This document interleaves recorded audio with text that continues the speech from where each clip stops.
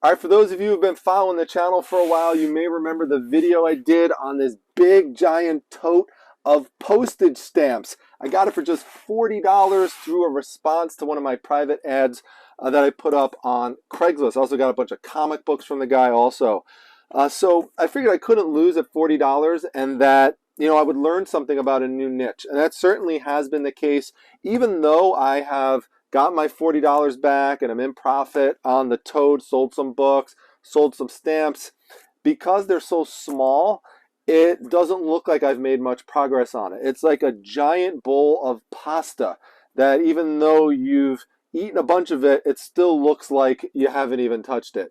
But it's been a lot of fun, and I wanted to make sure people are aware that there is money to be made in postage stamps. When I got it, there were a bunch of people that were laughing at me and telling me that it's worthless and that I should just sell this tote to someone for like 50 bucks and make $10 on it. Well, I actually just made 50 bucks just tonight on selling a few of the stamp packets. So I'll take some of these out of here for a second, and I'm going to show you just one of the boxes in here, and one of the really cool things about it that's helped me, and it's kind of added like a little mysterious component out there for people. So I have US stamps in here, but I also have a lot of stamps that are divided by country. So if you look through here, you'll see all different countries that are listed. Like there you could see Denmark, and it goes in alphabetical order. Like there's India and there's Japan, and there's so many, and even at the end there's like all these like mixed foreign countries together. And so what happens is that people will reach out to me who either have some connection to a certain country like Germany, and these packets haven't been open in like 50 years or more. Now I have gone ahead and opened some of them just to give people ideas of what's inside of them. So you could see in here, for example, there are a bunch of postage stamps in these little sleeves, and they have not been taken out of here. So they're in really nice shape. So sometimes people want to see what is inside of the packets, and I'll show them like this. But other times people want to buy them and have them sealed, so it's a little bit of a treasure hunt for them, which I do for them because I just know, yes, going through them, there's nothing in here that really seems to be worth a fortune, but people kind of like that mystery component to it. The other thing is that some people like something like this, where it has mixed postage stamps in it from another country. So again, it's sealed, and they're kind of excited to open it up, and you don't know what you're going to see. Don't listen to people if they're telling you that you wasted your money. If you know you got a massive lot of something for cheap, there's probably creative ways that you could flip it and make a really nice profit on it. If anyone out there who is watching this is interested, and you're curious about getting some postage stamps linked to maybe your specific country, I still have a ton left, so just reach out to me and let me know. ABC 1 2 3. ABC 1 2 3. Oh gosh, me singing again. Well, you know what we've got here? Remember these bad boys? We've got the Hooked on Phonics set and the Hooked on Math set. So I still can't get over that I found these in a free box at a garage sale. If you missed that, click the link up top and you'll see the whole discovery of it. These both just sold together as a set for $85. If you saw that original video, I was asking people what you thought would be best to lot them together or sell them separately. So putting them together seemed to be the best deal. So I'm real happy about this. Thing to keep in mind with these old sets is a lot of people just don't associate value with anything that's educational. But keep in mind that there's a lot of people who grew up learning how to spell and learning how to read and learning how to do math with these sets. And so if they have kids who are struggling as well, they want them to use the sets that help them also. So that's what brings these things such value. Yoo-hoo! I've got another one of these manga books here, these Japanese animation books. I showed you examples of these in a prior video. This one alone just sold for $52.50. Now, a couple things I want to tell you about this. First, you see how it says number 1, it says it on the front and the back. That's a clue right there that it could be something someone's going to want to pick up because it starts them off in the series because it's the first volume. Number two, and this is just a general tip, if you ever see the word psycho in something, look into it because it could have some value, because that's an extreme term, and in general, extreme things tend to sell well. I don't care what it is, just the very nature of it being extreme. The third thing is that you could see as I open this up, the text is English.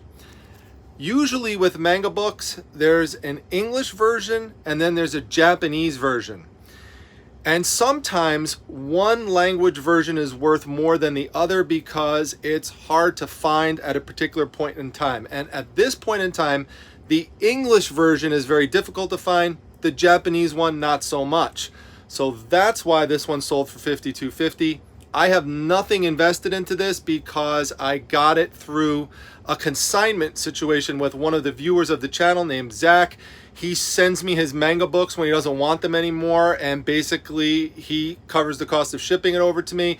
And after I sell it and we take into account the fees and the shipping and everything like that, we wind up doing a 60-40 split. I take 60, he takes 40. He's happy with the deal, I'm happy with the deal, and it's just another way you could sometimes do some of your reselling business. So the next item is this right here. It's the Mamas and the Papas. It's a CD collection. Now I sold it for $75 after having it listed for just a week. I sourced it for $2 to $3 at an estate sale recently. So you can see here we have 2 CDs on the front, 2 on the back, and in the middle there is a 100-page booklet. Now, there were a bunch of other CDs in this area, but what drew me to this are 2 special words that you want to pay attention to when you're out there sourcing. Complete anthology. Anthology in general you want to look for because that just means it's a collection of published works. But when it says complete, that adds another special level to it because buyers love completeness. That is a key thing to remember. Buyers love completeness. So I love using the word complete in my titles and in my descriptions, particularly when I put together complete sets of comic books, complete runs, complete lots. Those are all great terms to use. So this drew me into it to check the comps, saw that had a great sell-through rate, picked it up, and there you go. Now, would you believe that you could sell erasers for $50? Well, if you have a lot of these types of erasers, you can. These are the erasers that I showed in my recent estate sale video. They erase ink lines from drafting materials and other types of select papers. So drafting materials would look sort of like what you see here on this big box of them. So things that people would use to plan out like architectural designs and stuff like that, like on blueprints and stuff. So Annie, who is apparently into drafting, was watching my premiere and she saw the box of erasers and she said she wanted them. Now, I showed that there was somebody who was listing one of these for 20 bucks, but I didn't have a sold on it. So, as we always talk about, you could list things for whatever you want, but who knows what they'll actually sell for. So there were a total of 21 of them. And I asked Annie to throw a price out for me. She said 50 bucks. I said, they're yours for 50 bucks. So thank you for your support. And just be on the lookout for these because you could do well with drafting erasers. All right, now one of the reasons I love doing bulk collection buyouts is that there's often these miscellaneous items that are thrown into the collections that I did not originally plan on getting.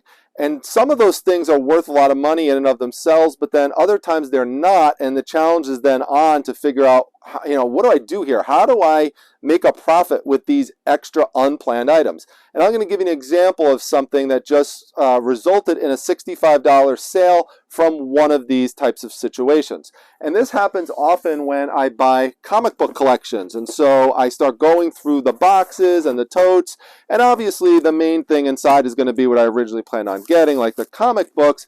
But then I am often going to come across something like this. And Wizard magazine is one of the most common things that I will find in one of these comic book boxes. And so it's not a magazine about wizards. No, it's just named that because of the company that publishes it, Wizard Press. But it's predominantly a comic book price guide. And so, you could see a lot of that there. So why would somebody want to buy an old, outdated comic book price guide? That's the problem. They generally don't. So you have to think of what are other features of this that would make it sellable. So there's some cool covers on a lot of these, for example, but mainly people really love the old articles that are in here. And that's also true for the hardcover and the softcover comic price guide books that you find, like from Overstreet, that are out there. But what those don't have that these magazines have are inserts, and these inserts could be really appealing to collectors. So you want to check for those. Posters are a great example. So you pull this out and it turns into a big poster. Then there's also trading cards that are sometimes put in here, and then mini comic books. Wizard Magazine did a lot of those. So whenever we would come across these, we would pay attention to the issue. They show them right there, and also on the side. And so generally they're just not something that's worth much in and of themselves. There are exceptions. If you found the first issue that has a cover by Todd McFarlane with Spider-Man, that's worth a lot of money. But since most of them aren't worth much, what we do is we just put them to the side and we just wait until we get enough of them that we could sell them off in bulk, and that's where they have their value. So here we have a lot of 27 and we sold them for 65 bucks, and these come from all sorts of different collections that we've got over time, and now it's time to head out the door, and that's how you could sometimes, turn those individual items not worth much into something that's some good money. All right, now maybe buying comic book collections is not your thing. You could still make money with comics though, even if you know nothing about it. For this next tip, all you need to know is one character, Venom. That's it. He's real easy to remember because of the name and also because of what he looks like. He generally comes across as black, and he looks like Spider-Man, and he's got really sharp teeth, and he's scary looking. So another good tip to remember is to look for these trade paperback books that I've been talking to you a lot about. So they're thicker than your average comic book, and they're compilations of several comic books into one. So all of these here are 5 different Venom trade paperbacks. I got them for just $1 a piece. They're not old, they're relatively new. The way that I got them for that price is that they were basically unsold overages from a local comic shop. So I will go to local comic shops and I'll ask them, hey, do you have anything that's not sold yet? They were, thinking of returning, trying to get some credit on, and sometimes they'll just make a bulk deal with me if I buy a lot of these out, so then they don't have to deal with the hassle of the return. And there you go. So I got these for $5, and I could sell them individually on eBay for 15 to 20 bucks a piece, and that would include the shipping price. And so with the prices of shipping going up, it's something I'm paying more and more attention to. So rather than separating these out, I just put them together in one big lot and sold them for 90 bucks. All right, so this is a follow-up to an item I picked up recently and showed you at the beginning of an estate sale. In fact, it was before we even walked into the house. Everyone else was standing in line outside like this, waiting to get into the house. And I'm sitting there trying to break free from what the group is doing and just looking around and seeing all these boxes on the driveway. And I said, let me go through this dollar box. And so I picked this out of there. This is a dash cam, and it's made by a popular company here, Whistler. And you could see here is the model number, so that allows you to easily search for comps. Anytime you could get your hands on some new in-box automotive electronics, that's definitely a good thing to look for. So at the time I said this is about a $100 item.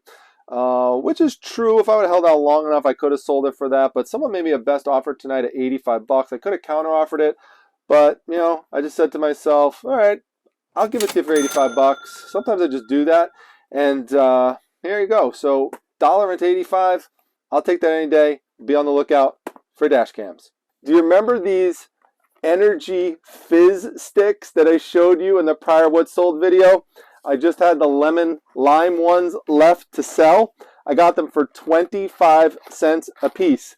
These two just sold for $80. That's absolutely crazy, especially since this one isn't even totally full. There's supposed to be 30 per box. Now this one is sealed, but this one has 21, so it's a total of 51.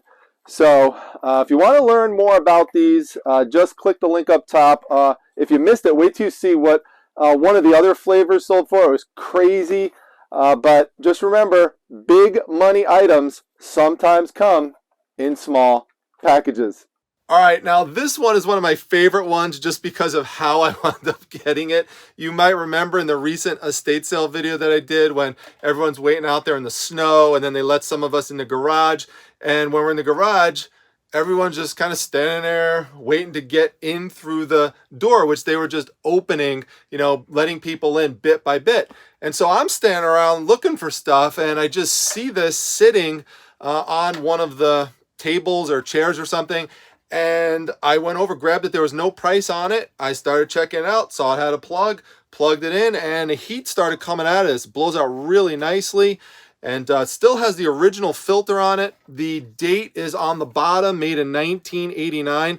Just keep in mind, people love vintage electronics, but this was something that just, it escaped everybody's eye. Even the estate sale dealer said she didn't even know that it was there. So when I went to check out, I just said, hey, how about $5 for it? And they were like, yeah, sure, whatever. So sold it today for $67.50. So be on the lookout for stuff that is just, even though it looks boring, if it's vintage and it's electronic and it still works, or even if it doesn't work, a lot of this stuff sells for parts.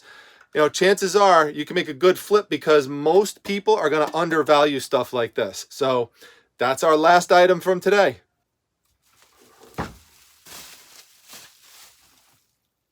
Hey, what?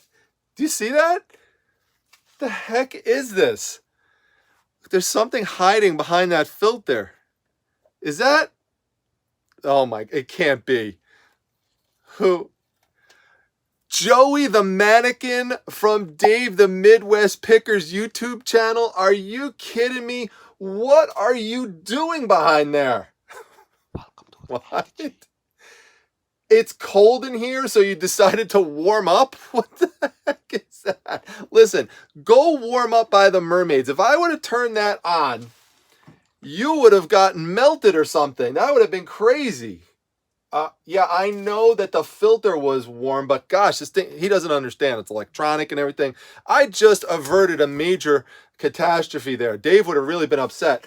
But yeah, if you haven't checked out my friend Dave the Midwest Picker, he's awesome. I've had him on my show before. I've got this. You might have seen it on the side of my refrigerator. Has an honorable place, by the way, right next to Betty Boop. But check it out. He's got a nice little fridge magnet. And check out his eBay store. He's building it back up. He's got about 400 items in there right now. I'm going to link to both his YouTube channel and his eBay store in the description section and in the comment section. Dave, thanks so much for being a member of the channel and for supporting it for so long. I really appreciate you and everyone else. So if you haven't had a chance to check out membership, look at all the perks, just click the join button. And I will see you all at the next video. Leave your comment down below and let me know which item you thought was the coolest. Till next one, everyone, take care.